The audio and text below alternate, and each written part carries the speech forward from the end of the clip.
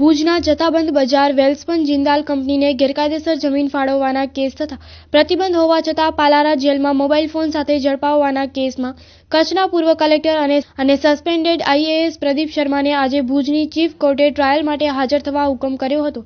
જોકે સાબરમતી જેલમાં રહેલા પ્રદીપ શર્માની તબિયત નાદુરસ્ત થઈ જતા કેસમાં વધુ એક મુદત પડી છે।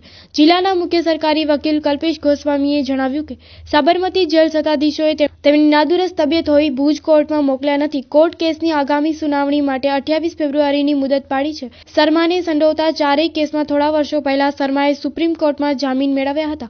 સુપ્રીમમાંથી જામીન મેળવ્યા બાદ શર્મા ભુજ કોર્ટમાં ચાલતી ટ્રાયલમાં એક પણ વાર ઉપસ્થિત રહ્યા નથી, જેના પગલે શર્માને ભુજ કોર્ટમાં રજૂ કરવા જિલ્લાના મુખ્ય સરકારી વકીલ કલ્પેશ ગોસ્વામીએ કોર્ટ સમક્ષ અરજી કરી હતી। અરજી સંદર્ભે કોર્ટે પ્રદીપ શર્માને આજે કોર્ટમાં હાજર રહેવા આદેશ કર્યો હતો। શર્મા આવક કરતાં અધિક સંપત્તિ ધરાવવાના કેસમાં હાલ સાબરમતી જેલમાં જ્યુડિશિયલ કસ્ટડીમાં છે।